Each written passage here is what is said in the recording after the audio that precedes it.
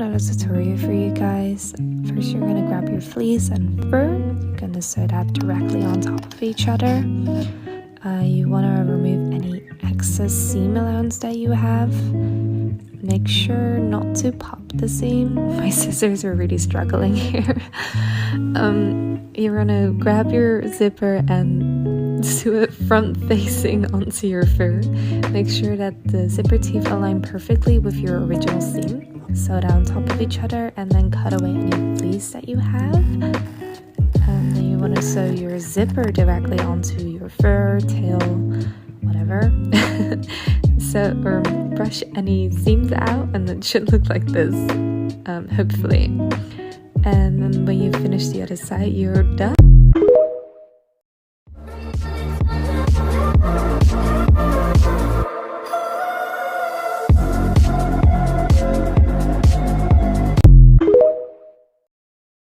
Alright, let's have a video all about fur, because I think it is very needed. Everyone has a lot of questions. Let's talk about it. Alright, rapid fire, I'm going to show you pictures of websites for every single good supplier of fur that I know. So, save this video, screenshot what you need, and yeah.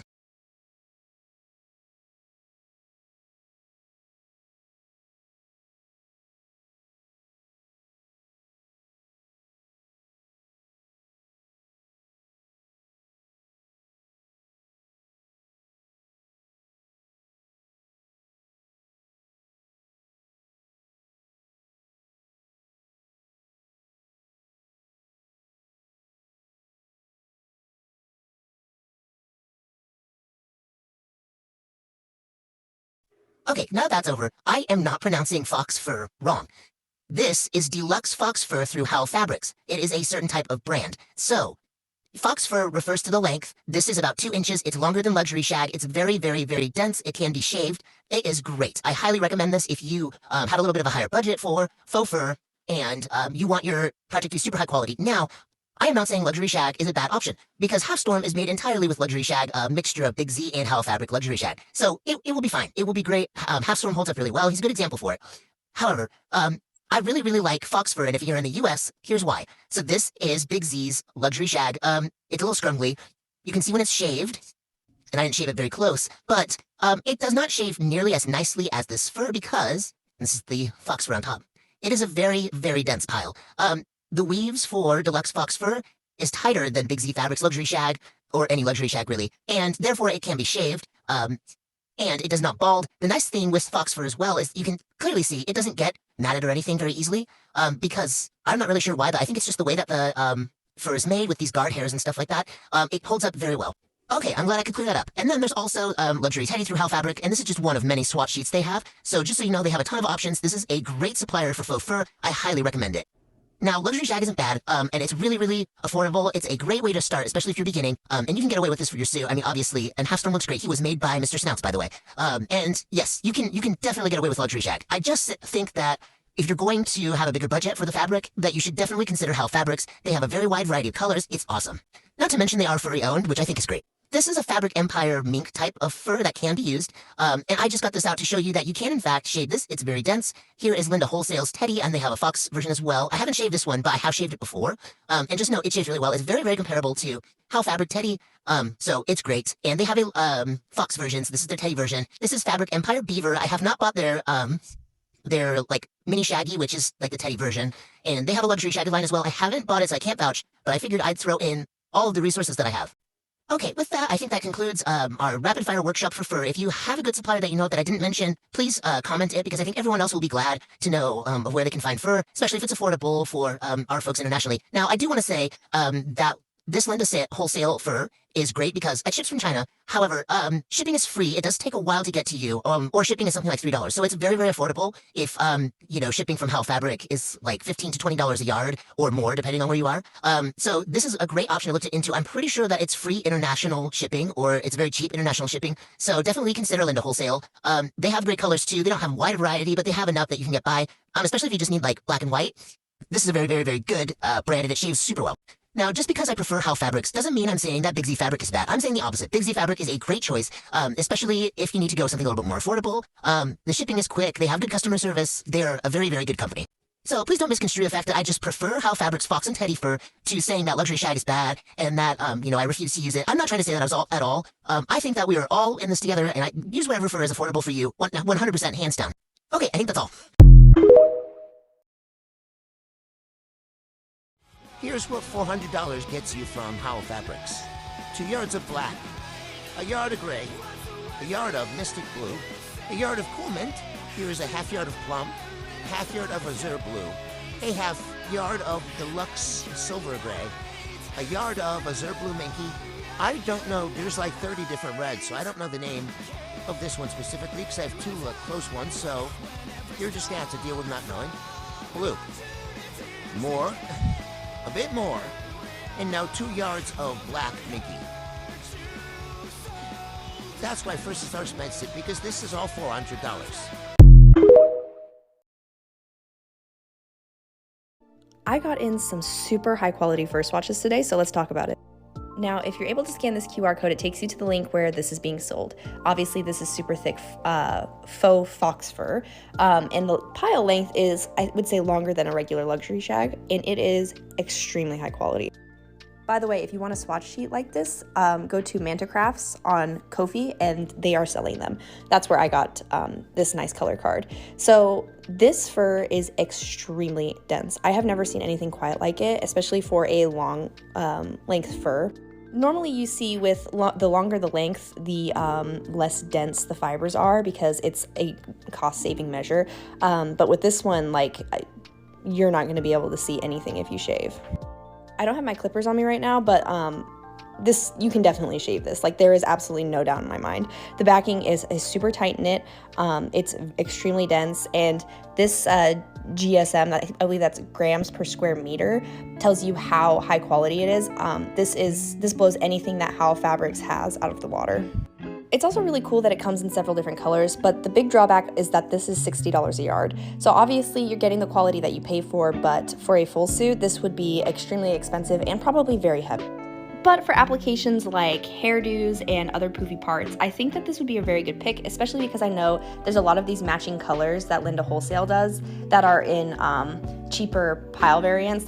They sell really good high quality fur, but you can get a shorter length that matches a lot of these colors. Anyway, you guys know I like to share when I find good quality fur, and this is definitely something I'm going to keep in mind for future hairdos and other applications on fursuits. Definitely can't make a full suit out of this. It would be very, very pricey, but it's definitely something I'm adding to my arsenal. And thank you, Manta Crafts, for putting these swatch sheets together. Linda Wholesale doesn't do swatch sheets, so it's really, really useful for the community. Let's shave this obscenely thick, very high quality faux fox fur from Linda Wholesale.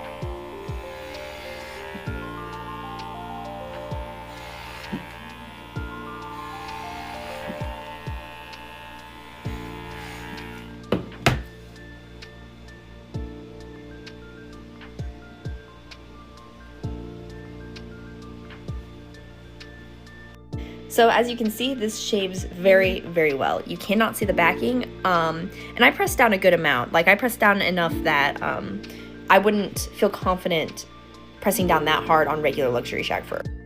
And here we can really see the density of some of these fur fibers from the shaving. Just look at how thick this pile is. I think we could probably even shave it further, but yeah, this is really good quality. With regular luxury shag, if you shaved it this short and you brushed your finger in the opposite fur direction, you'd be able to see the backing. Whereas this one, that is not the case. You can't see the backing. And I think we could even shave it further because the pile length still is super dense and high here. Also, before anyone asks, this is the Spinnaker clippers, pep clippers on Amazon. They're I don't know, 25 to 30 bucks, and I highly recommend them.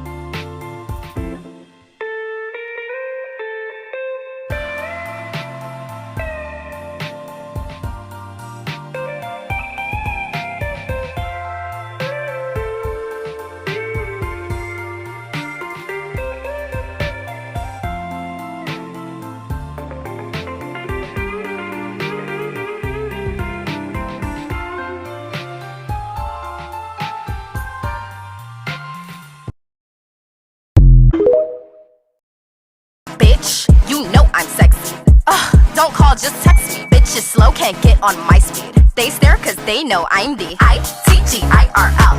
You know I am that girl. Shh, bitch, don't kiss and tell. It girl from ATL. ITGIRL. You know I am that girl. Shh, bitch, don't kiss and tell. It girl from ATL. How you mad at me cause I'm cut, bitch? How you mad at me cause I run shit? Be mad at yourself cause you ain't done shit.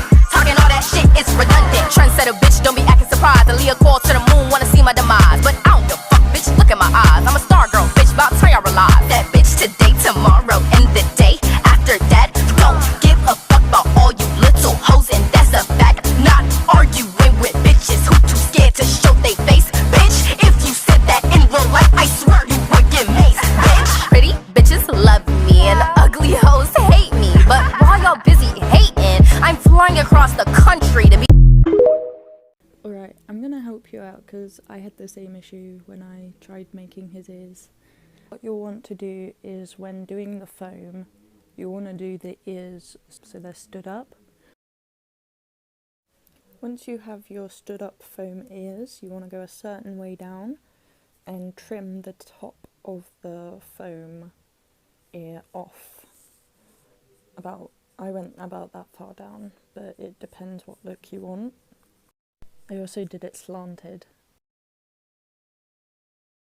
and this will allow this part to hang over, and then what you want to do is put coins or something heavy and weighted in the tip of the ears so that they're actually bouncy.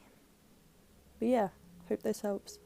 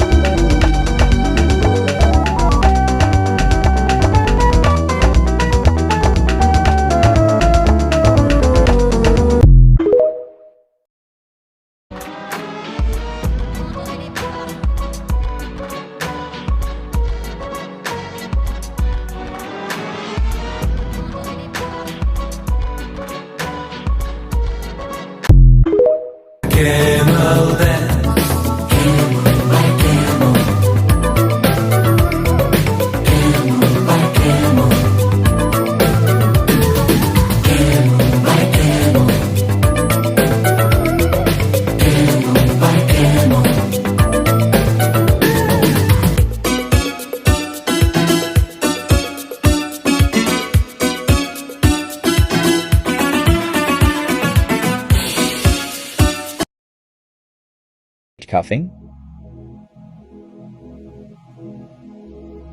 Lay the two halves of your paws flat. Sew about an inch of them together. Pin your cuffing material to the edges.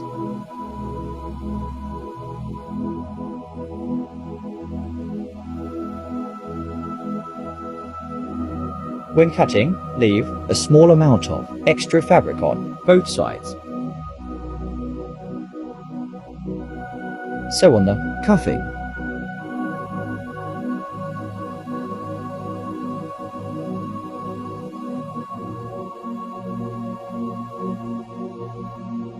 Trim the excess carefully. Avoid cutting the fur.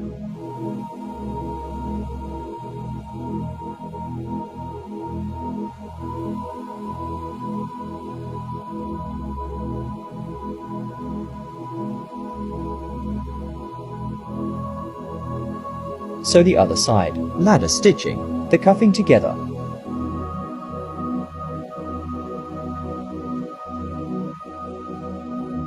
Pull tight to avoid visible seams.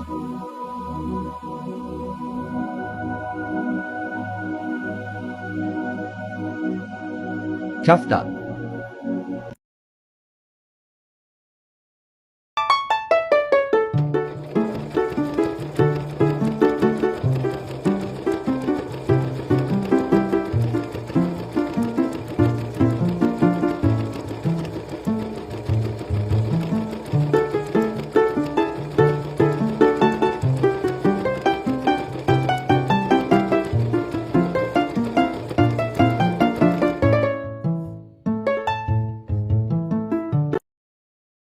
Unfortunately, it's lining day.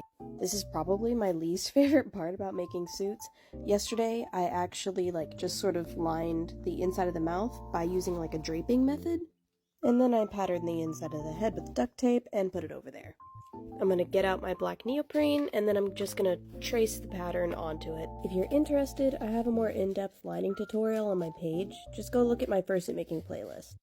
I would like to update that tutorial one day because I have found better ways to line heads since that time.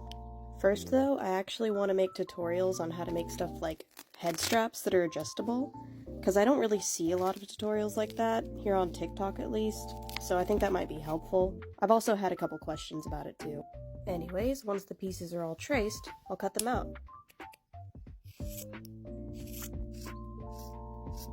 Then once all the pieces are cut out, we can run them through the sewing machine. I sew this all together using a zigzag stitch since it is a stretchy fabric. And since I always get this question, yes, you can hand sew anything that you'd normally machine sew, it just won't look as clean. This is personal preference, but I like to go over my stitches twice. Alright, now once that's all done, we can do a test fit. It's looking pretty good, but at this point you're probably noticing something pretty important missing. Eye holes. However, that is completely intentional, and we'll get to that in a minute. For now, I'm going to focus on ladder stitching the lining to the inside of the mouth.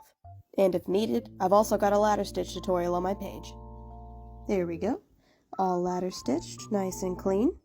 Now to do something about these eyes. I'm just going to snip a little hole in the middle here. And then I'm going to cut little darts into the fabric itself so that we can fold the fabric over and then glue it onto the head. Once you've done that, it's going to look something like this. When you're cutting through the lining, make sure that you don't go too far or else the head base will be visible from inside. Alright, I got both eyes finished. I like to do a little test fit with the actual eye blank in there so that I can make sure that nothing is visible from the inside and such. So yeah, basically now what I gotta do is just glue everything to the inside of the head, starting with the eyes.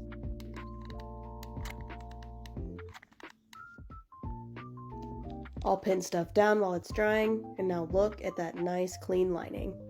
Welcome back to Fursuit making. Today we're going to create an adjustable head strap for a head base. Measure out some fabric. I like to use 10 inches by 2 inches, and then cut out some Velcro. You're going to place this Velcro onto your fabric and then sew it all together. I personally sew in a square and then put an X on the inside for durability. Now just repeat that for the other side. Here's the head base we'll be using. Then you're going to want to pin the straps on and mark them out. Make sure that they're symmetrical on both sides. When you're pinning down your Velcro, make sure that you flip over one piece so that it can actually stick together just like that. Another tip is to make sure that your straps are pointing downward, because you want it to sit at the base of the skull. Once you've checked all that over, plug in your glue gun, and while it's heating up, we're going to cut some fabric. You should only need 2 good-sized strips. Once your glue gun's all heated up, glue the straps onto your head base. Once we've got both sides glued down, we're going to take our scrap fabric and glue it right on top. This is once again just for added durability so that the head straps don't come off with a lot of wear and tear. That's the main bit finished. All that's left is the elastic on top, just like this head here. Unfortunately, I am out of elastic, so I can't show you, but basically just sew it onto one strap, and then use the same method to attach it to the top of the head base. Hope this helped you guys. What supplies do you need to make a fursuit head? Well, let me show you. First of all, you're going to want to grab some fur. Next, thread for sewing the fur will be very useful. Of course, you're going to need upholstery foam, scissors for cutting, and shavers for shaving, and not forgetting a hot glue gun, as well as a brush. You could also invest in a sewing machine, which will need pins and clips, or if you really wanted to, you could 3D print some parts. And if you feel like it, you could get an airbrush and some inks. Everybody made it. Infiltrated. Activated. London, Paris, Munich. Everybody talk about pop,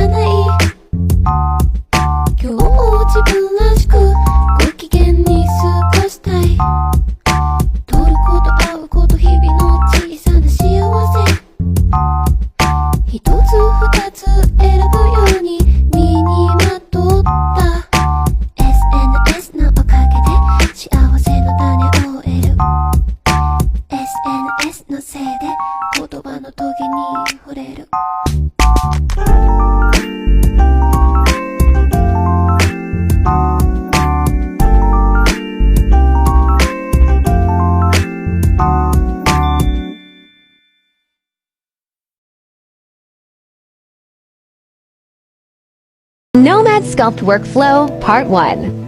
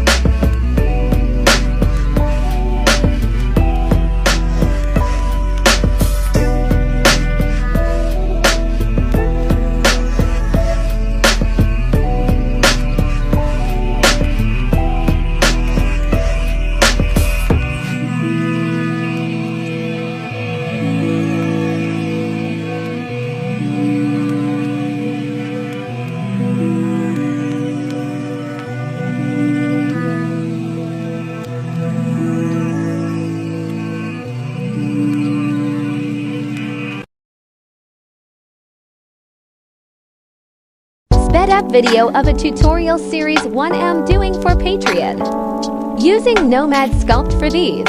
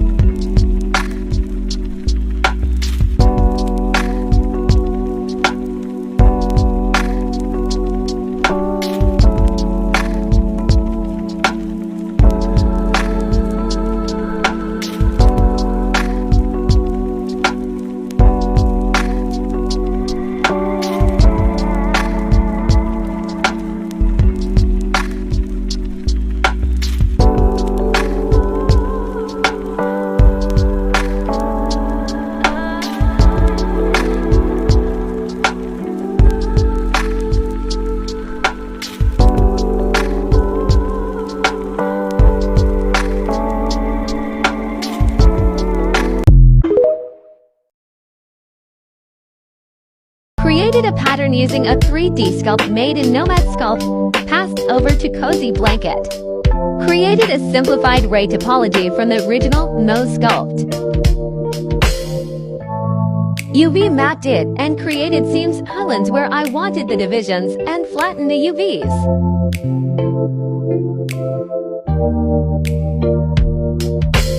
Next step, grab the 2D UV map, print on paper, and you have a pattern you can assemble out of fabric or Ava.